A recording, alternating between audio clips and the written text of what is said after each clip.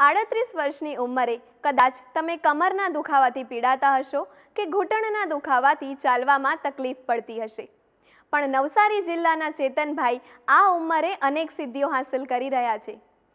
વાંસદા તાલુકાના ડુંગરાળ વિસ્તારમાં આવેલ કેલિયા ગામે જન્મેલા ચેતનભાઈ બાળપણથી જ દોડવાનો શોખ હોવાથી આ રમતમાં આગળ વધવાનું નક્કી કર્યું.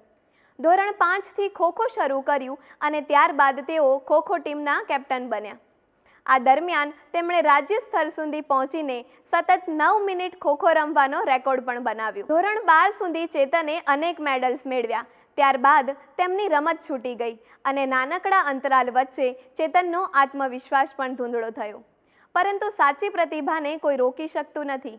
એવામાં ગુજરાત સરકારના ખેલ મહાકુંભે ચેતનના જીવનમાં નવી દિશા ઉમેરી. ખોખોથી તેઓ દોડની સ્પર્ધામાં જોડાયા અને તેમણે પોતાની ક્ષમતા ફરી સાબિત કરી. ધીમે ધીમે દોડમાં આગળ વધતા ચેતને 13 વર્ષના સમયગાળા દરમિયાન 4 વખત રાજ્ય કક્ષાએ 1 ગોલ્ડ અને 3 સિલ્વર મેડલ અપાવ્યા. નેશનલ લેવલે કેરળ, ભોપાલ અને અન્ય રાજ્યોમાં પણ ગુજરાતનું પ્રતિનિધિત્વ કરી ચેતને ત્યાં પણ ગોલ્ડ જીત્યો.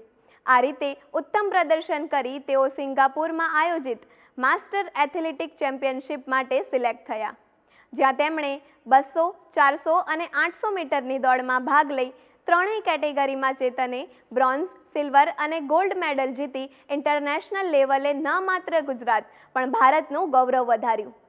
જ્યાં 800 મીટરની દોડ માત્ર 2.57 સેકન્ડમાં પૂરી કરી ચેતને સૌને ચકિત કરી દીધા. સિંગાપુરથી ચેમ્પિયન બની ગામ પરત ફર્યા ત્યારે સમગ્ર ગામે તેમનું હર્ષભેર સ્વાગત કર્યું.